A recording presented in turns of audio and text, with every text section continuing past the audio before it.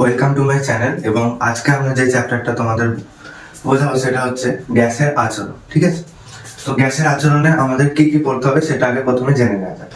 তাহলে আমাদের গ্যাসের আচরণে আমাদের প্রথম যেটা পড়তে হবে সেটা হচ্ছে গ্যাসের বৈশিষ্ট্য।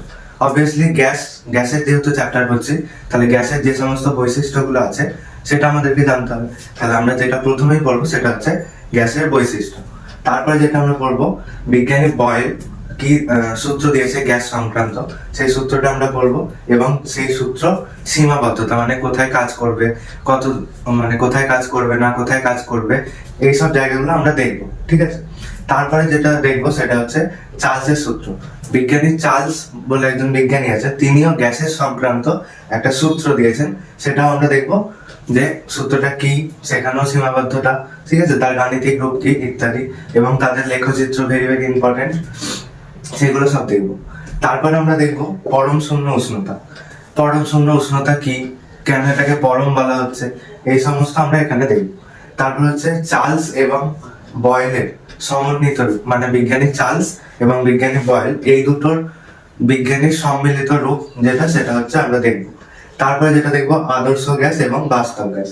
আদর্শ গ্যাস কি, বাস্তব গ্যাস কি, ঠিক আছে, উদাহরণ মানে কোন কোন গ্যাসগুলোকে আমরা আদর্শ গ্যাস বলবো, কোন গ্যাসগুলোকে আমরা বাস্তব গ্যাস বলবো, এগুলো আমরা জানবো। তারপরে যেটা জানবো সেটা হচ্ছে তাপমাত্রার পরম স্কেল বা কেলভিন স্কেল।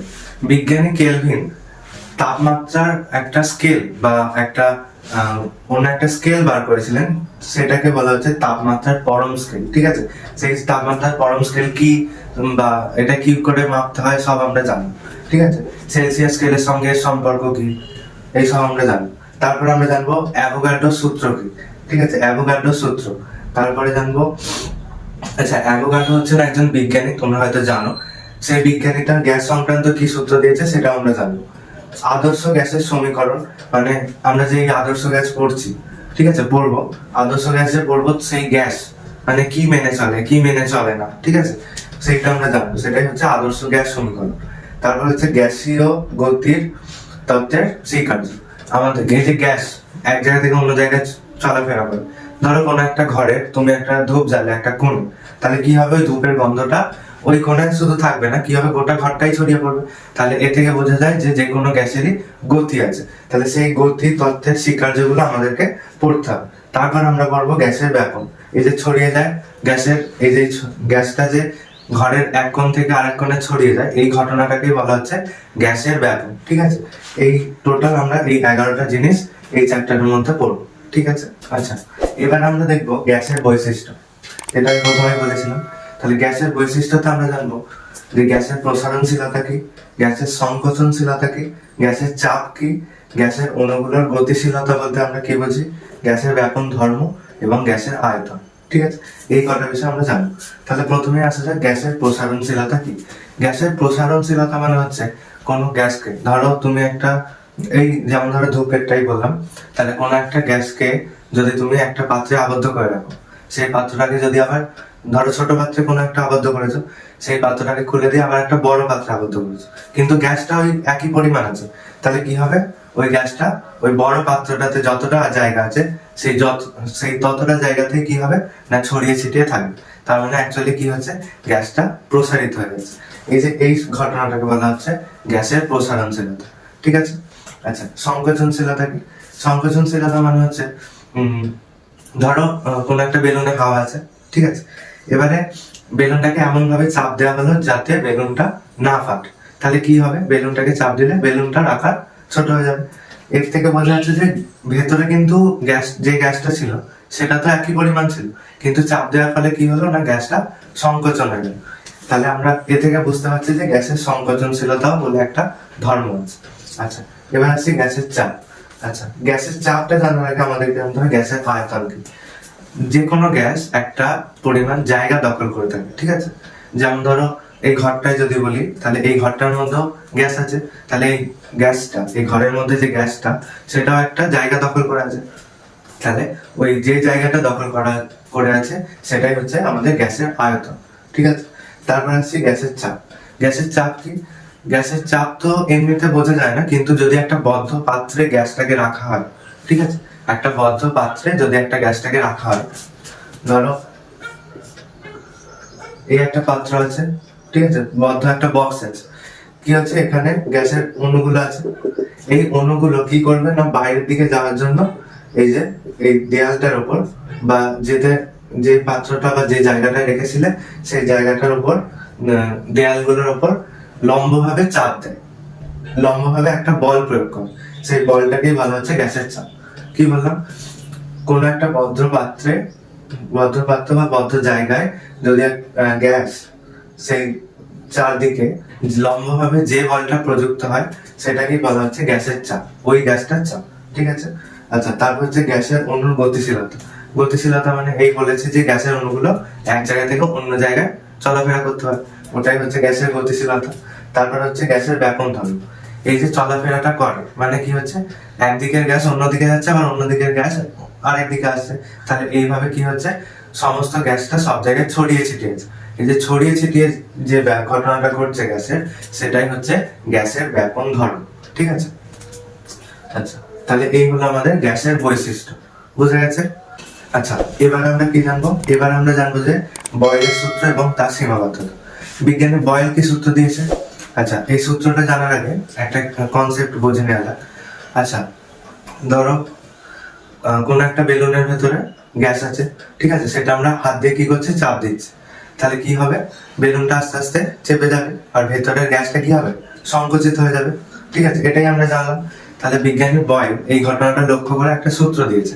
তাহলে যখনই গ্যাসটার উপরে চাপ প্রয়োগ করা হচ্ছে তখন কি হচ্ছে, বেলুনটা চুপসে যাচ্ছে আর ভেতরে আয়তনটা কি হচ্ছে, কমে যাচ্ছে। তাহলে যখন আমরা চাপটাকে বেশি করে দিচ্ছি তাহলে আয়তনটা কি হচ্ছে, ভেতরে কমে যাচ্ছে। আবার যখন আস্তে আস্তে বেলুনটাকে ছেড়ে দিচ্ছি তাহলে কি হচ্ছে, আয়তনটা আবার বেড়ে যাচ্ছে। মানে কি ঘটনা দেখা যাচ্ছে, যদি আমি চাপ বাড়াই তাহলে আয়তনটা কমে যাচ্ছে, আর যদি আমি চাপটা আস্তে আস্তে কমিয়ে দিই তাহলে আয়তনটা বেড়ে যাচ্ছে। বোঝা গেল? আচ্ছা, সেই বিজ্ঞানী বয়েল ওটাই বলেছে, যদি এখানে এটা ইম্পর্টেন্ট, যদি স্থির উষ্ণতায়, ঠিক আছে, উষ্ণতাটা কি স্থির, কেন উষ্ণতাটা স্থির বলেছে পরে বলছে স্থির উষ্ণতায় কোন নির্দিষ্ট ভরের, ঠিক আছে, স্থির উষ্ণতায় কোন নির্দিষ্ট ভরের গ্যাসের আয়তন ওই গ্যাসটির চাপের সঙ্গে ব্যস্তানুপাতিক। ঠিক আছে, চাপের সঙ্গে ব্যস্তানুপাতিক। ঠিক আছে, এই বললাম ব্যস্তানুপাতিক মানে কি, যদি একটা বাড়ে একটা কমবে, আবার একটা কমলে একটা বাড়বে। ঠিক আছে, তাহলে কি বলছে, স্থির উষ্ণতায় এবং নির্দিষ্ট ভরের কোন গ্যাসের আয়তন ওই গ্যাসটির চাপের সঙ্গে ব্যস্তানুপাতিক, মানে চাপ বাড়লে আয়তন কমে যাবে, আবার আয়তন বাড়লে চাপ কমে যাবে। ঠিক আছে, তাহলে যদি চাপকে আমরা পি ধরি, ঠিক আছে, পি ধরি, প্রেসার পি, এবং আয়তনকে আমরা যদি ভি ধরি ভলিউম, এবং উষ্ণতাকে টেম্পারেচার টি ধরি, আর ভরটাকে এম মানে মাস। ঠিক আছে, তাহলে বয়েলের সূত্র অনুযায়ী আমরা কি লিখতে পারি, পি ভ্যারাইসাস 1/v, মানে পিটা চাপটা ব্যস্তানুপাতে আছে। ঠিক আছে, 1/v মানে হচ্ছে ব্যস্তানুপাত। যদি এরকম থাকতো পি ভ্যারাইসাস ভি তাহলে কি হতো, সমানুপাতিক হতো, মানে পি বাড়লে ভিও বাড়ছে, কিন্তু যেহেতু এখানে 1/v আছে তাহলে এটা ব্যস্তানুপাতে। ঠিক আছে, তাহলে পি বাড়ছে যখন ভিটা তখন কমছে, আবার পিটা যখন কমছে তখন ভিটা বাড়ছে। ঠিক আছে, আচ্ছা, তাহলে এখানে একটা জিনিস দেখতে হবে, সেটা হচ্ছে বয়েলের সূত্রের লেখচিত্রটা, পিভি লেখচিত্র। পিভি লেখচিত্রটা কেন পিভি হচ্ছে, পিভি হচ্ছে পিটা হচ্ছে চাপ এবং ভিটা হচ্ছে আয়তন, এই দুটোই তো পরিবর্তন হচ্ছে, ওই জন্য এই দুটোরই আমরা লেখচিত্র বা গ্রাফটা দেখবো কিরকম। এই যে বয়েলের সূত্রের গ্রাফটা হয়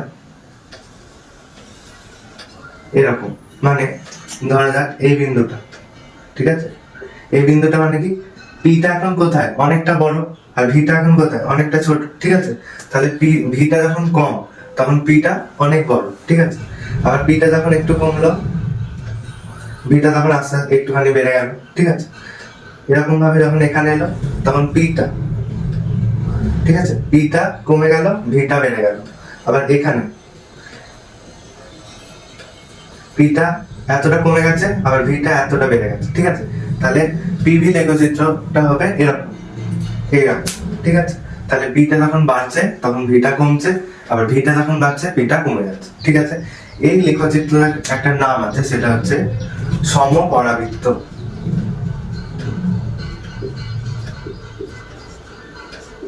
ঠিক আছে, এই যে লেখচিত্রটা তৈরি হয়েছে সেটা অনেকটা বৃত্তের অংশের মতো দেখা যাচ্ছে, তাহলে ওই জন্য এটা বলা হচ্ছে সমপরাবৃত্ত। ঠিক আছে, এই বৃত্তটার নাম কি? সমপরাবৃত্ত। ঠিক আছে, আচ্ছা এবারে এখানে স্থির উষ্ণতা কেন বলা হচ্ছে? ঠিক আছে, স্থির উষ্ণতা কেন বলা হচ্ছে? এবারে দেখো, ধরো আমরা প্রেসার কুকারে আলু সেদ্ধ করতে বসিয়েছি, ঠিক আছে, তাহলে আলু দিলাম, জল দিলাম, তাতে এবারে গ্যাসে বসিয়ে দিয়েছি, তাহলে কি হবে? জলটা আস্তে আস্তে গরম হবে, গরম হয়ে কি হবে? ফুটতে আরম্ভ করবে, তাই তো? তাহলে যখনই ফুটতে আরম্ভ করবে তখন কি হবে? জলীয় বাষ্পগুলো বেশি হয়ে যাবে, বেশি হয়ে কি হবে? প্রেসার কুকারে সিটি দিয়ে বেরিয়ে যাবে। তাহলে যখন আমরা উষ্ণতাকে বাড়িয়ে যাচ্ছি, গ্যাসের মাধ্যমে বাড়িয়ে যাচ্ছে, তাহলে কি হচ্ছে? ভেতরের গ্যাসটা কি আর একই থাকছে? থাকছে না। প্রেসার এত বেশি হয়ে যাচ্ছে গ্যাসটা যে প্রেসার কুকার থেকে বেরিয়ে যাচ্ছে। সেই রকমই যদি আমি উষ্ণতাটাকে যদি স্থির না রাখা হয়, তাহলে কি হবে? না, ওটা গ্যাসের আয়তনটাকে আরো বেশি করে দেবে। তাহলে ওখানে এই সূত্রটা প্রয়োগ করা যাবে না। বোঝা গেল কেন এখানে স্থির উষ্ণতায় বলেছে আর নির্দিষ্ট ভর বলেছে? ভরটা চেঞ্জ হবে। যেমন ধরো একটা বেলুনে, যে বেলুনটা যখন আমরা হাওয়া ভরে বেঁধে দিচ্ছি, তারপরে জানো না ওই বেলুনের মধ্যে এক্সট্রা গ্যাস আমরা জানো না ঢোকাতে পারি, ঠিক আছে, ওই ভেতরের ভরটা কিন্তু সেমই থাকে। বুঝে গেল? আচ্ছা, এই হচ্ছে আমাদের বয়েলের সূত্র আর তার গাণিতিক রূপ পি ভ্যারাইসাস 1/v। ঠিক আছে, আর এটা হচ্ছে তার লেখচিত্রটা, পিভি লেখচিত্র, আর এই লেখচিত্রটাকে বলা হচ্ছে সমপরাবৃত্ত। আচ্ছা, এবারে আসি এই বয়েলের সূত্রের সীমাবদ্ধতা। বয়েলের সূত্রের সীমাবদ্ধতা বলতে কি বুঝি? আচ্ছা, এই সূত্রের সীমাবদ্ধতা কি বলছে? সীমাবদ্ধতা প্রথমে বলছে শুধুমাত্র আদর্শ গ্যাসগুলি এইটি মেনে চলে। ঠিক আছে, আদর্শ গ্যাস আমরা কি সেটা পরে জানবো। ঠিক আছে, এই সূত্রটা শুধুমাত্র আদর্শ গ্যাসগুলোই মেনে চলে, আর কোনো গ্যাস মেনে চলে না। ঠিক আছে, তার 2 নম্বরের সীমাবদ্ধতা কি বলছে? বাস্তব গ্যাসগুলি, 2 ধরনের গ্যাস বলেছিলাম, একটা হচ্ছে আদর্শ গ্যাস আর একটা হচ্ছে বাস্তব গ্যাস। তাহলে আদর্শ গ্যাসগুলি এটি মেনে তো চলে না, এটি মেনে চলে। ঠিক আছে, আদর্শ গ্যাসগুলো শুধু এটা মেনে চলে, কিন্তু বাস্তব গ্যাসগুলো কখন এই সূত্রটা মেনে চলে? না, নিম্ন চাপ। ঠিক আছে, নিম্ন চাপ এবং উচ্চ উষ্ণতা। ঠিক আছে, তাহলে উষ্ণতাটা কি বলছে এখানে? উচ্চ বলছে, কিন্তু আমরা তো জানি এখানে উষ্ণতাটা স্থির। তাহলে যখন উষ্ণতাটা বাড়ছে, তাহলে এটি ওখানে প্রযোজ্য হবে না বয়েলের সূত্র। ঠিক আছে, ওই জন্য এটা হচ্ছে তার সীমাবদ্ধতা। 3 নম্বরে বলছে যে উষ্ণতা এবং গ্যাসের ভর। ঠিক আছে, উষ্ণতা এবং গ্যাসের ভর পাল্টে গেলে এটি প্রযোজ্য হয় না। ঠিক আছে, এবারে সমস্ত রকম যে সমস্ত রকম এক্সপেরিমেন্ট গুলো হয়, সবসময় তো এবার উষ্ণতা আর গ্যাসের ভরটা যদি হঠাৎ করে পাল্টে যায় বা কোনো কারণে পাল্টে গেল, তাহলে কিন্তু এই সূত্রটা আর প্রযোজ্য হবে না। তাহলে এইটুকুর মধ্যেই এই সূত্রটা সীমাবদ্ধ। ঠিক আছে, যদি কোনো কারণে উষ্ণতা আর গ্যাসের ভর যদি পাল্টে যায়, তাহলে এই সূত্রটা আর প্রযোজ্য হবে না। বোঝা গেল? এই হচ্ছে তাহলে বয়েলের সূত্র, সীমাবদ্ধতা, গাণিতিক রূপ। কোশ্চেন আছে বয়েলের সূত্রের সংক্রান্ত, সেটা হচ্ছে যে পুকুরের তলদেশ থেকে যখন একটা বুদবুদ আস্তে আস্তে উপরের দিকে ওঠে, ঠিক আছে, বাবেল যাকে বলি আমরা, সেটা যখন আস্তে আস্তে উপরের দিকে ওঠে, সেটা আকারে বড় হতে থাকে। ঠিক আছে, এটা কেন হয় সেটা যদি জিজ্ঞাসা করে, তাহলে এর উত্তরটা কি হবে? তাহলে পুকুরের তলদেশে, ঠিক আছে, পুকুরের তলদেশে কি হচ্ছে? জলের অনেকটা চাপ থাকে। ঠিক আছে, তাহলে চাপ থাকার জন্য আমরা কি জানি? যখন চাপ বাড়বে আয়তনটা কি হবে? বয়েলের সূত্র অনুযায়ী কমে যাবে। তাহলে যখন এখানে চাপ বেশি সব থেকে, তাহলে ওই জন্য এখানে বুদবুদের আকারটা সব থেকে কম, মানে চেপে আছে। ঠিক আছে, যখন আস্তে আস্তে উপরে উঠে পুরো একদম উপরে চলে গেল, তখন কি হচ্ছে? জলের অতটাও চাপ নেই এর উপর। তাহলে কি হবে? যখন চাপটা কমে গেল, তখন কি হবে? আয়তনটা বেড়ে যাবে। তাহলে বয়েলের সূত্র অনুযায়ী আমরা জানি যে চাপ বেড়ে গেলে আয়তন কমে যায় এবং আয়তন বেড়ে গেলে চাপ কমে যায়। সেই কারণে পুকুরের তলদেশ থেকে যখন বুদবুদটি আস্তে আস্তে উপরের দিকে ওঠে, তখন চাপ কমতে কমতে থাকে। ওই জন্য বাবেলের আয়তনটা কি হয়? বাড়তে থাকে। ওই জন্য পুকুরের তলদেশ থেকে যখন বুদবুদ উপর দিকে ওঠে, তখন তার আকার বেড়ে যায়। ঠিক আছে, এবার চার্লসের সূত্র কি বলছে দেখা যাক। এবারে বিজ্ঞানী চার্লস কি করছে? ওই যে প্রেসার কুকারের যে কথা বললাম, তাহলে ভেতর থেকে গ্যাস দিয়ে যদি আমরা তাপ দিই, তাহলে কি হয়?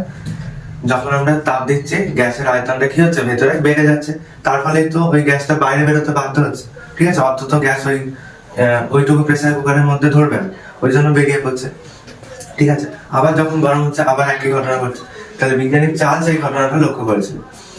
এবারে ওই ঘটনাটা কি হচ্ছে, চার্লসের সূত্রটা বলছে স্থির চাপে, চাপটা যখন স্থির, ঠিক আছে, নির্দিষ্ট ভরের যে কোনো গ্যাসের, ঠিক আছে, নির্দিষ্ট ভরের চাপটা স্থির, আর নির্দিষ্ট ভরের যে কোনো গ্যাসের প্রতি 1 ডিগ্রি উষ্ণতা বৃদ্ধি বা হ্রাসের জন্য যদি আমি গ্যাসটার উষ্ণতা 1 ডিগ্রি করে বৃদ্ধি করি, মানে ধরো প্রথমে 10 ডিগ্রি ছিল, তারপরে 11 ডিগ্রি করলাম, তারপর 12 ডিগ্রি, এরকম করতে করতে 100 ডিগ্রি যা খুশি উষ্ণতা করে দিলাম, ঠিক আছে। কিন্তু 1 ডিগ্রি উষ্ণতা যদি আমি বাড়াই বা কমাই, তাহলে কি হবে, গ্যাসটির 0 ডিগ্রি উষ্ণতায়, ঠিক আছে, গ্যাসটার 0 ডিগ্রি উষ্ণতায় যে আয়তন, গ্যাসটির 0 ডিগ্রি উষ্ণতার আয়তনের 1/273 অংশ যথাক্রমে বৃদ্ধি বা হ্রাস পাবে। মানে যথাক্রমে কেন, কারণ যদি আমি 1 ডিগ্রি উষ্ণতা বৃদ্ধি করি তাহলে 1/273 অংশ বৃদ্ধি পাবে, যদি আমি 1 ডিগ্রি উষ্ণতা হ্রাস করি তাহলে ওই উষ্ণতায় 1/273 অংশ আমার হ্রাস পাবে, ঠিক আছে। আচ্ছা, কি বলতে কি চাইছে এখানে সেটা আমরা বুঝতে হবে, ঠিক আছে। তাহলে আমরা ধরে নিচ্ছি প্রথমে 0 ডিগ্রি সেই উষ্ণতায় গ্যাসের আয়তন হচ্ছে V0, ঠিক আছে।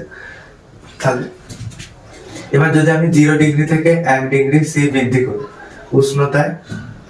উষ্ণতায় কি হবে আমার, উষ্ণতায় গ্যাসের আয়তন চার্লসের সূত্র অনুযায়ী যদি আমি 1 ডিগ্রি বৃদ্ধি করি তাহলে আমার 0 ডিগ্রি উষ্ণতায় যে আয়তন মানে V0টা বৃদ্ধি কত পাবে না, 1/273 অংশ বৃদ্ধি পাবে। 0 ডিগ্রি উষ্ণতায় যে আয়তন, ঠিক আছে, V0টা তার 1/273 অংশ বৃদ্ধি পাবে, মানে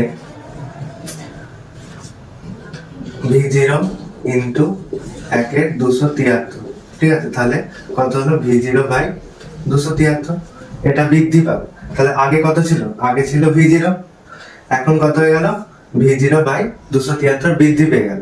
1 ডিগ্রি উষ্ণতা আমার বৃদ্ধি পাওয়ার জন্য কত হয়ে গেল, আয়তনটা কত বৃদ্ধি পেল, V0/273। তাহলে এখন গ্যাসের আয়তনটা কত হবে, V যদি 1 বলি তাহলে V1 1 ডিগ্রির জন্য যেটা ছিল আগে, V0টা আগে ছিল আর বৃদ্ধি পেল এত, তাহলে V0 প্লাস V0/273, ঠিক আছে। তাহলে এখান থেকে যদি আমি V0টা কমন নিই তাহলে কি হবে, 1 প্লাস 1/273, এটা হয়ে যাবে যদি আমি 0 ডিগ্রি থেকে 1 ডিগ্রি বাড়াই তাহলে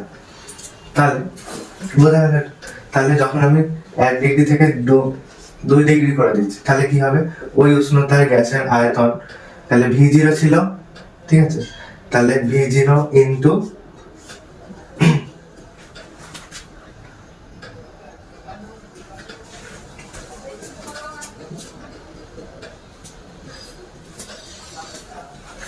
হ্যাঁ, হ্যালো, হ্যাঁ হ্যাঁ বল, না ঘরে নেই, ও 12টা মনে হয়, হ্যাঁ হ্যাঁ। এবার যদি আমি 2 ডিগ্রি উষ্ণতা বৃদ্ধি করি তাহলে কি হবে, V0 ইন্টু 2/273, ঠিক আছে। তাহলে এটা কত হবে, 2V0/273।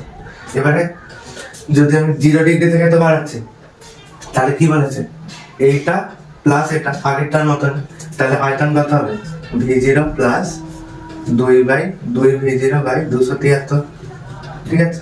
তাহলে এখান থেকে যদি আমি V0টা কমন নিই তাহলে কত হবে, V0 ইন্টু 1 প্লাস 2/273, ঠিক আছে, এটা হবে। এবারে আমরা যদি ধরো এরকম করতে করতে T ডিগ্রি উষ্ণতা বাড়িয়ে দিই, মানে যে কোনো খুশি T ডিগ্রি আমি বলে দিলাম, ঠিক আছে। তাহলে কত হবে, তাহলে আমরা যদি বলি T ডিগ্রি উষ্ণতায় গ্যাসটির আয়তন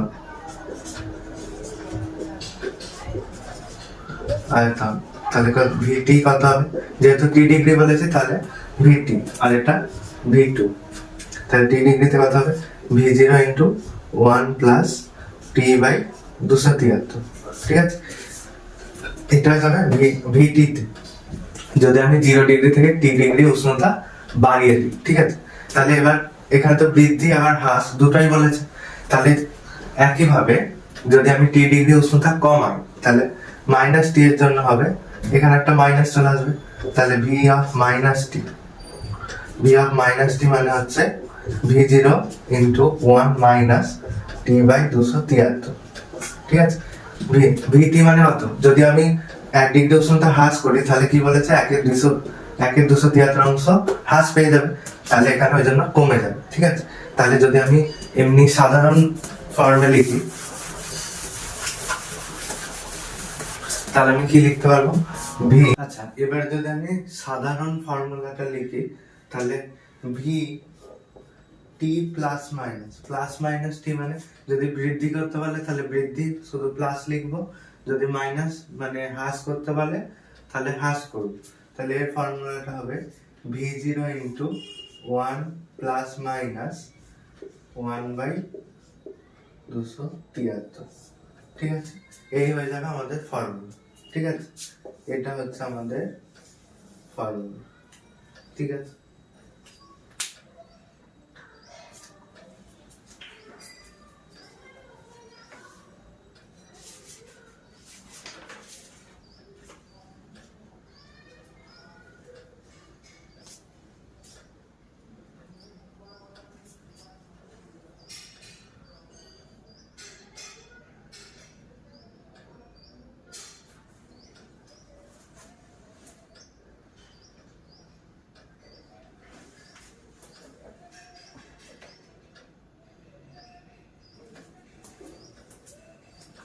আচ্ছা, তাহলে আমাদের জেনারেল ফর্মুলাটা কি হবে, জেনারেল ফর্মুলাটা হবে বা সাধারণ আকারটা হবে ভি প্লাস মাইনাস টি সমান সমান, প্লাস মানে হচ্ছে যদি আমরা বাড়াই বৃদ্ধি করি 1 ডিগ্রি তাহলে প্লাস, এবং যদি হ্রাস করি মানে কমাই তাহলে হচ্ছে মাইনাস। ঠিক আছে, তাহলে V zero into one plus minus, যদি প্লাস হয় তাহলে প্লাস করবো, যদি মাইনাস হয় তাহলে মাইনাস করবো, টি বাই, ঠিক আছে, টি বাই 273। ঠিক আছে, এবারে এখানে একটা ইন্টারেস্টিং বিষয় আছে, সেটা হচ্ছে যদি আমি টি এর মান, এটাই হচ্ছে আকার। এবারে যেটা আমরা বুঝবো সেটা হচ্ছে পরম শূন্য উষ্ণতা। ঠিক আছে, পরম শূন্য উষ্ণতা বোঝার আগে একটা জিনিস আমাদেরকে বুঝতে হবে, আমরা যে চার্লসের সূত্রটা দেখেছিলাম তার গাণিতিক রূপটা কি ছিল, ভি প্লাস মাইনাস টি সমান সমান V zero into one plus minus T by 273। ঠিক আছে, এটা ছিল। এবারে যদি আমি উষ্ণতাটা শুধু কমাই তাহলে এখানে মাইনাস গুলো হবে। ঠিক আছে, তাহলে শুধু মাইনাস হবে। এবারে এখানে একটা ঘটনা ঘটছে, সেটা কি, সেটা হচ্ছে যদি আমি টি এর মানটা, ঠিক আছে, টি এর মানটা কমাতে কমাতে কি হয়েছে মাইনাস 273 আমরা করে দিই। ঠিক আছে, কি বললাম, টি এর মানটা কি করছি কমাতে কমাতে মাইনাস 273 করে দিচ্ছি, তাহলে কি হবে ভি মাইনাস 273 সমান সমান V zero into one minus 273 by 273। তাহলে এটা কেটে গিয়ে কি হচ্ছে V zero into one minus one, তাহলে ওয়ান কেটে দিয়ে কি হচ্ছে জিরো হয়ে যাচ্ছে। তাহলে এখানে দেখা যাচ্ছে যে একটা উষ্ণতা সেটা কত ডিগ্রি না 273। ঠিক আছে, কমাতে কমাতে 273 ডিগ্রি মাইনাস 273 ডিগ্রিতে নিয়ে গেলে তাহলে তখন আয়তনটা মানে ভিটা কি হয়ে যাচ্ছে, জিরো হয়ে যাচ্ছে। ঠিক আছে, তাহলে জিরো হয়ে যাচ্ছে। এই উষ্ণতাটাকেই বলা হচ্ছে আমাদের পরম শূন্য উষ্ণতা।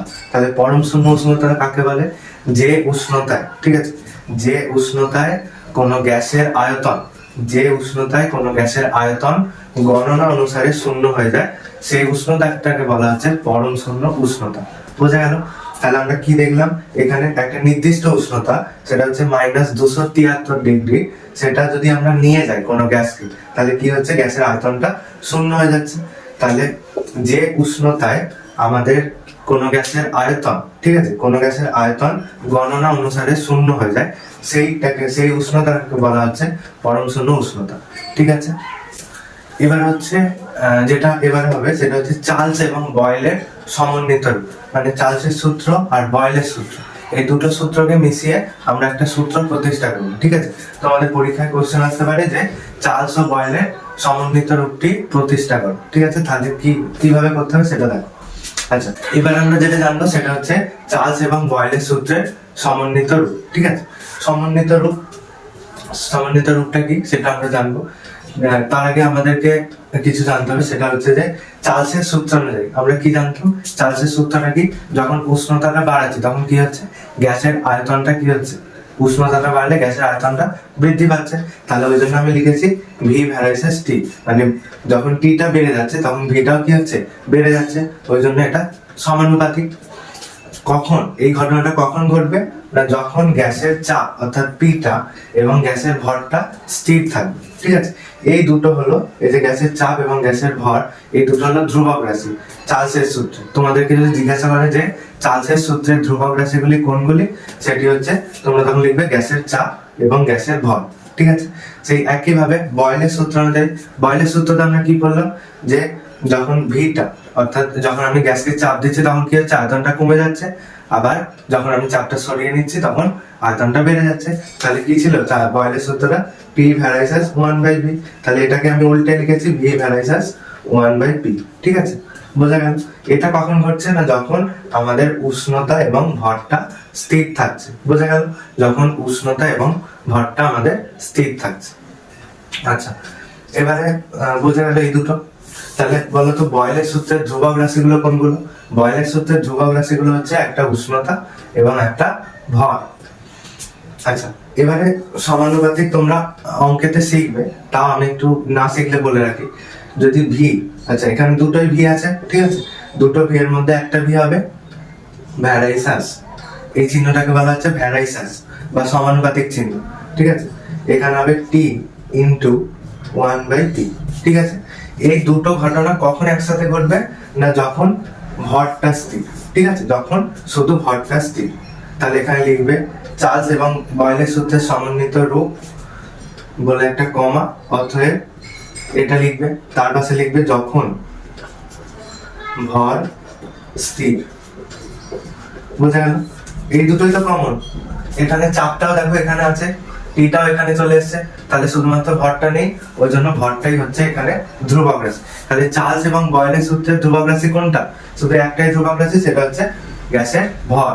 ঠিক আছে, গ্যাসের কথাটা লিখতে হবে। তাহলে এখান থেকে আমরা কি বলতে পারি, ভি ভ্যারাইসাস টি/পি। ঠিক আছে, টি/পি।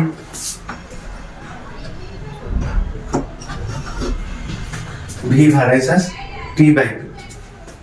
আচ্ছা, এবারে আমাদেরকে জানতে হবে যখন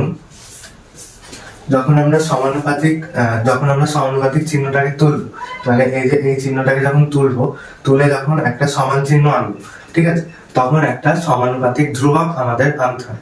ঠিক আছে, সমানুপাতিক ধ্রুবক সেটাকে আনি, তাহলে বা ভি সমান সমান। ঠিক আছে, সমানুপাতিক চিহ্নটা উঠে কি হলো, সমান চিহ্ন, এর জন্য একটা সমানুপাতিক ধ্রুবক আনতে হবে, সেটাকে আমি ধরে নিলাম আর। ঠিক আছে, এটা যা, হ্যাঁ হ্যাঁ ঘড়ি করতে হবে না, তবে না তো কি।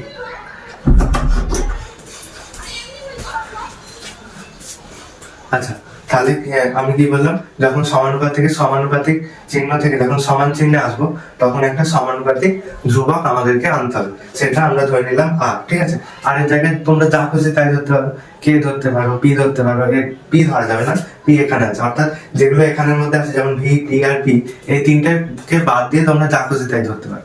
ঠিক আছে, তাহলে ভি সমান সমান আর ইন্টু টি/পি হয়ে যাবে।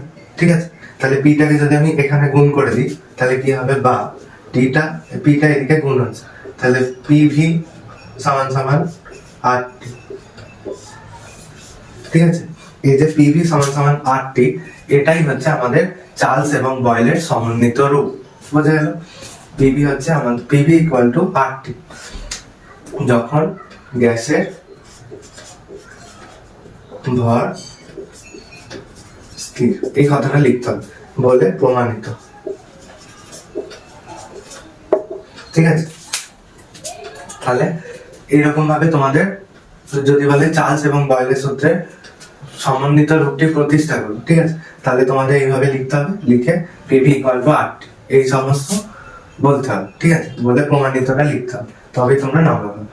ঠিক আছে, আচ্ছা এবারে আমরা দেখবো আদর্শ গ্যাস এবং বাস্তব গ্যাস কাকে বলে। ঠিক আছে, আচ্ছা দু ধরনের গ্যাস আমরা পাচ্ছি, তাহলে একটা হচ্ছে আদর্শ গ্যাস আর একটা হচ্ছে বাস্তব গ্যাস। ঠিক আছে, আদর্শ গ্যাস আর বাস্তব।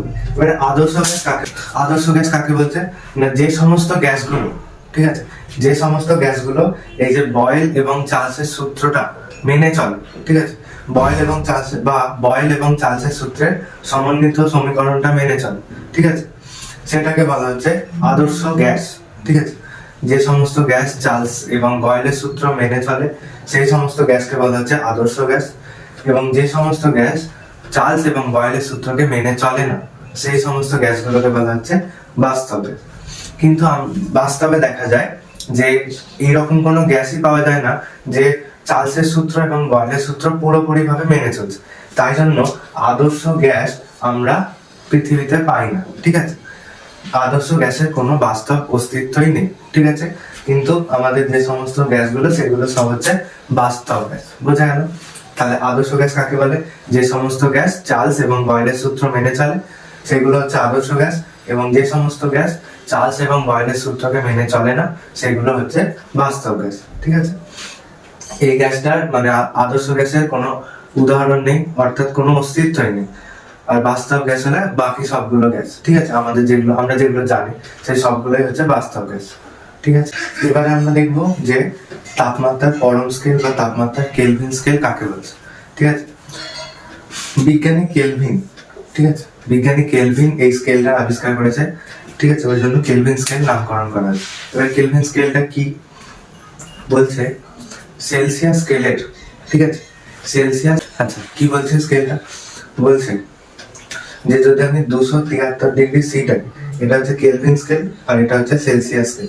ঠিক আছে, এটা সি সেলসিয়াস আর এটা কেলভিন কে। ঠিক আছে, তাহলে যদি আমরা 273 ডিগ্রি সেলসিয়াসকে এই স্কেলে 0 করি, ঠিক আছে, কেলভিন স্কেলে যদি একটা স্কেল করি যেখানে আমরা কি করছি না, 0টাকে -273 ডিগ্রি সি ধরছি, অর্থাৎ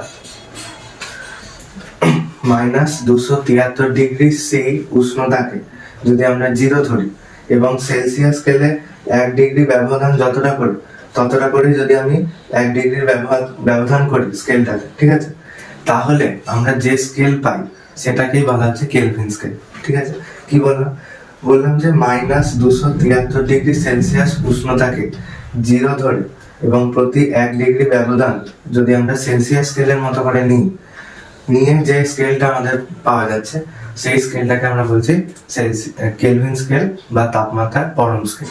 এবারে যদি আমাদের কোন একটা উষ্ণতা দিয়ে দেয়, ধরা যাক 30 ডিগ্রি, ঠিক আছে, 30 ডিগ্রি সি, এই উষ্ণতাটাকে বলছে যে আমাদের কেলভিনে প্রকাশ করতে হবে। তাহলে কি করে করবো? তার ফর্মুলা হচ্ছে যেটা উষ্ণতা দেওয়া আছে তার সঙ্গে 273 যোগ করতে হবে, 273 যোগ করতে হবে, তার মানে কত হবে? 303, তাহলে 303 কে। ঠিক আছে, ডিগ্রিটার হবে। তাহলে কি বললাম, ধরো আবার ধরা যাক 10 ডিগ্রি সেলসিয়াসকে আমাদের কেলভিনে প্রকাশ করতে হবে, তাহলে কি করবো? শুধু 273টা যোগ করবো। ঠিক আছে, তাহলে 273 যোগ 10 কে, তাহলে কত হবে? 283 কে। বোঝা গেল? খুব সোজা। খালি যে উষ্ণতাটা আমাদের দেওয়া থাকবে 10 ডিগ্রি বা যা খুশি দেওয়া থাকুক সেটার সঙ্গে আমরা খালি 273 যোগ করে দেবো, তাহলে আমরা কি পেয়ে যাবো? কেলভিন উষ্ণতা পেয়ে যাবো। ঠিক আছে, আচ্ছা অ্যাভোগাড্রোর সূত্র কি বলছে? অ্যাভোগাড্রোর সূত্র বলছে একই তাপমাত্রা, ঠিক আছে, তাপমাত্রাটা চেঞ্জ হবে না কোনো রকম। তাহলে একই তাপমাত্রায় যদি 10 ডিগ্রি থাকে 10 ডিগ্রি, 100 ডিগ্রি থাকলে 100 ডিগ্রি, কিন্তু চেঞ্জ হবে না কোনো। একই তাপমাত্রায় ও একই চাপে, ঠিক আছে, চাপটাও সেমই থাকে, একই চাপে সম আয়তন, ঠিক আছে, সম আয়তন সকল প্রকার গ্যাসে সমান সংখ্যক অণু থাকে। ঠিক আছে, তাহলে বলছিলাম কি ব্যাপারটা, এখানে ধরো দুটো সমান আয়তনে, ঠিক আছে, এখানেও যতটা গ্যাস ধরবে এখানেও ততটাই গ্যাস ধরবে। ধরো এখানে এ ধরনের গ্যাস আছে, এখানে বি ধরনের গ্যাস আছে, বা আমি বলছি যদি এখানে অক্সিজেন থাকে এখানে ধরো হাইড্রোজেন আছে। ঠিক আছে, যদি দুটো কি বলেছে তাপমাত্রাটা এবং চাপটা একই থাকবে স্থির, যদি তাপমাত্রা এবং চাপ স্থির থাকে তাহলে কি বলছে অ্যাভোগাড্রোর সূত্র? বলছে সম আয়তন সকল প্রকার গ্যাসে সমান সংখ্যক অণু থাকবে, মানে এখানেও যতগুলো অক্সিজেনের অণু থাকবে এখানেও ততগুলো হাইড্রোজেনের অণু থাকবে। বোঝা গেল? আচ্ছা, অ্যাভোগাড্রোর সংখ্যার মান কত? অ্যাভোগাড্রোর সংখ্যার মান অ্যাভোগাড্রো সংখ্যার মান হচ্ছে 6.022 ইন্টু 10⁻23। ঠিক আছে, এটা বুঝে গেল? তোমাকে যদি কেউ জিজ্ঞাসা করে যে অ্যাভোগাড্রো সংখ্যার মান কত, তাহলে তোমরা কি বলবে? 6.022 ইন্টু 10⁻23। ঠিক আছে, তাহলে অ্যাভোগাড্রো সূত্র বুঝতে পেরেছো? সম আয়তন মানে আয়তনটা সমান হলে তাহলে কি হবে? গ্যাসের অণুগুলো একই সংখ্যক থাকবে। যদি এখানে ধরো 10টা অক্সিজেনের অণু থাকলে এখানেও 10টা থাকবে, এখানে যদি 1000 কোটিটা থাকে তাহলে এখানেও 1000 কোটিটাই থাকবে। ঠিক আছে, এইরকম ধরনের এইটা হচ্ছে অ্যাভোগাড্রো সূত্র। এবার আমরা যেটা দেখবো, এবারে আমরা যেটা করবো সেটা হচ্ছে আদর্শ গ্যাস সমীকরণ। তোমাদের যদি কোশ্চেন আসে যে আদর্শ গ্যাস সমীকরণ প্রতিষ্ঠা করো, তাহলে কিভাবে করবে? ঠিক আছে, এটা দেখ, এই সূত্রটা প্রমাণ করার জন্য আমাদের আমরা যে তিনটে সূত্র জেনেছি, বয়েলের সূত্র, চার্লসের সূত্র এবং অ্যাভোগাড্রোর সূত্র, এই তিনটে সূত্র আমাদের লাগবে। ঠিক আছে, তাহলে বয়েলের সূত্র অনুযায়ী আমরা কি জানি? ভি ভ্যারিয়েশন 1/p, মানে যত চাপ বাড়বে তত আয়তন কমবে এবং যত চাপ কমবে আয়তনটা তত বাড়বে। ঠিক আছে, তাহলে কখন এটা ঘটবে? না যখন গ্যাসের তাপমাত্রা অর্থাৎ টি এবং ভরটা স্থির থাকবে, তখন এই ঘটনাটা ঘটবে। তারপরে আসছি বয়েলের সূত্র হয়ে গেল, তারপরে আসছি চার্লসের সূত্র। চার্লসের সূত্রে কি বলছে? না ভি ভ্যারিয়েশন টি, মানে যত উষ্ণতাটা দেবে তত আয়তন কি হবে? যত উষ্ণতা দেবে তত আয়তন বাড়বে গ্যাসে। এটা কখন ঘটবে? না যখন চাপটা আর ভরটা স্থির থাকবে। এগুলো কিন্তু লিখতেই হবে। এবং অ্যাভোগাড্রোর সূত্র আমরা কি জানলাম? যে যত আয়তনটা বাড়াবে তত বেশি সংখ্যক অণু থাকবে, তাই তো? তাহলে যখন এন হচ্ছে অণুর সংখ্যা, ঠিক আছে, এন হচ্ছে আমাদের অণুর সংখ্যা, অণুর সংখ্যা গ্যাসের, তাহলে এন হচ্ছে আমাদের গ্যাসের অণুর সংখ্যা। তাহলে যত আয়তনটা ভিটা অর্থাৎ আয়তন অর্থাৎ ভিটা যখন আমাদের বাড়াবে তত অণুর সংখ্যাটাও বেড়ে যাবে। ঠিক আছে, আচ্ছা কখন এটা? যখন চাপ এবং টিটা স্থির থাকবে। বোঝা গেল? আচ্ছা, এই তিনটাকে এবারে যদি আমি লিখি, তাহলে এখানেও ভি আছে, এখানেও ভি আছে, এখানেও ভি আছে, তাহলে আমরা লিখতে পারি ভি, তারপরে সমানুপাতিক চিহ্ন ভ্যারাইসাস, তাহলে 1/p into T into N. বোঝা গেল এই লাইনটা? আচ্ছা, এবার যদি আমি এই তিনটাকে গুণ করে দিই তাহলে কি হবে? V varies as N T by P. ঠিক আছে, আচ্ছা এবারে সমানুপাতিক চিহ্নটাকে আমি তুলতে চাইছি, মানে সমান চিহ্ন করতে চাইছি, তাহলে ভি সমান সমান, যেই সমানুপাতিক চিহ্নটা আমার সমান চিহ্ন হয়ে গেল, তাহলে একটা সমানুপাতিক ধ্রুবক লাগবে। সেই ধ্রুবকটাকে আমরা বলে দিচ্ছি আর। ঠিক আছে, আর, তাহলে কি হলো? R into N T by P. ঠিক আছে, এবারে পিটাকে এইদিকে আছে, এইদিকে নিয়ে চলে আসছে, তাহলে কি হবে? গুণ হয়ে যাবে। তাহলে এখানটায় হবে পি ভি সমান সমান এন আর টি। ঠিক আছে, এই যে আমরা পেলাম। ঠিক আছে, এই সমীকরণটা হচ্ছে পিভি ইকুয়াল টু এন আর টি। এটাই হচ্ছে আমাদের আদর্শ গ্যাস সমীকরণ। বোঝা গেল? পিভি ইকুয়াল টু এন আর টি হচ্ছে আদর্শ গ্যাস সমীকরণ। তাহলে এই সূত্রটা হচ্ছে আদর্শ গ্যাস সমীকরণ, লিখে প্রমাণিত। ঠিক আছে, হ্যাঁ, এবার আমরা যেটা দেখবো সেটা হচ্ছে গ্যাসের গতি ও তত্ত্বের স্বীকার্য। ঠিক আছে, সেগুলো কি কি? প্রথমত হচ্ছে প্রতিটি গ্যাস অসংখ্য ক্ষুদ্র কণা অর্থাৎ গ্যাসের অণু দ্বারা গঠিত। ঠিক আছে, যেরকম অক্সিজেন গ্যাসটা দুটো অক্সিজেন পরমাণু দ্বারা গঠিত, সেরকমই হাইড্রোজেন গ্যাসটা হাইড্রোজেনের কণা দ্বারা গঠিত বা পরমাণু দ্বারা গঠিত। ঠিক আছে, অসংখ্য ক্ষুদ্র কণা অর্থাৎ গ্যাসীয় অণু দ্বারা গঠিত। বোঝা গেল? আচ্ছা, এই যে অণুগুলো হয়, ধরো অক্সিজেনের O2, তো অক্সিজেনের হচ্ছে O2, তাহলে ওতে অর্থাৎ অক্সিজেনের যে পরমাণুগুলো থাকবে সেগুলো প্রতিটি কণা একই রকম হবে। ঠিক আছে, প্রতিটি কণা একই রকম হবে। আচ্ছা, তারপরটা কি আছে? গ্যাসীয় অণুগুলি গোলাকার এবং কঠিন। ঠিক আছে, গ্যাসীয় অণুগুলি গোলাকার এবং কঠিন, চৌকো চৌকো হয় না কিন্তু। গ্যাসীয় অণুগুলির গোলাকার এবং কঠিন হয়। অণুগুলিকে বিন্দু ভর হিসাবে ধরা হয়। ঠিক আছে, 3 নম্বর পয়েন্টটা কি? অণুগুলিকে বিন্দু ভর হিসাবে ধরা হয়, মানে একদম ছোট ছোট। তারপরটা কি হচ্ছে? গ্যাসের অণুগুলি সম্ভাব্য সকল দিকে অতি দ্রুত গতিতে সরলরেখায় বিচরণ করে। ঠিক আছে, বলছে গ্যাসের অণুগুলো কি করে না, এখানে যদি একটা গ্যাসের অণু থাকে তাহলে এই কণাটা যে কোনো দিকে চলে যেতে পারে, এদিকে এদিকে এদিকে এদিকে যে কোনো দিকে চলে যেতে পারে, কিন্তু কিভাবে যাবে, সবসময় সরল রেখায় যাবে, সবসময় সরল রেখাতে যাবে। ঠিক আছে, গ্যাসের অণুগুলির সংঘর্ষের ফলে গ্যাসের চাপের সৃষ্টি হয়। ঠিক আছে, এই যে গ্যাসের অণুগুলো বিচরণ করছে এর ফলেই কিন্তু গ্যাসের চাপের সৃষ্টি হয়। তারপর হচ্ছে গ্যাসের অণুগুলি স্থিতিস্থাপক এবং পারস্পরিক আকর্ষণ বর্জিত। মানে গ্যাসের অণুগুলো যে আছে, এখানে একটা কণা আছে, এখানে একটা অণু আছে, তাহলে এই দুটো কখনোই পরস্পরকে আকর্ষণ করে না, কিন্তু এই দুটোর গতি আছে, এর দিকে যেতে পারে, এর দিকে যেতে পারে। ঠিক আছে, আকর্ষণ করে না, কিন্তু এই অণুটাও সব দিকে যেতে পারে, এই অণুটাও সব দিকে যেতে পারে, ফলে কি হয়, অন্য অন্য জায়গায় বিচরণ করতে থাকে, কিন্তু কোনো আকর্ষণ বল থাকে না এদের মধ্যে। তারপরে হচ্ছে গ্যাসের অণুগুলি ধাক্কা খেলেও অণুর সংখ্যা একই থাকে। মানে হচ্ছে ধাক্কাগুলো এখানে একটা অণু আছে, এখানে একটা অণু আছে, এই দুটো অণু যদি ধাক্কা খায় মানে কোনো অণুটা ধ্বংস হবে না বা ছোট ছোট আকারে ভেঙে যাবে না, ফলে কি হবে, এই দুটো অণু একে, এটা যেরকম আছে এটা এরকমই থাকবে, এটা যেরকম আছে এরকমই থাকবে। ঠিক আছে, তাহলে তখনই অণুর সংখ্যাটা একমাত্র সমান থাকবে, মানে যে সংখ্যাটা আগে ছিল সেটাই থাকবে। যদি এটা ধ্বংস হয়ে যেত বা ছোট ছোট কণায় পরিবর্তন হয়ে যেত তাহলে অণুর সংখ্যা বেড়ে যেত। ঠিক আছে, তাহলে এখানে কি বলছে, এখানে বলছে ধাক্কা খেলেও অণুর সংখ্যা একই থাকে। তাহলে এটাই আমাদেরকে মেনে নিতে হবে যে অণুর সংখ্যাগুলো যদি ধাক্কাও খায় তাহলে অণুর সংখ্যা কি হবে, চেঞ্জ হবে না। বুঝা গেল?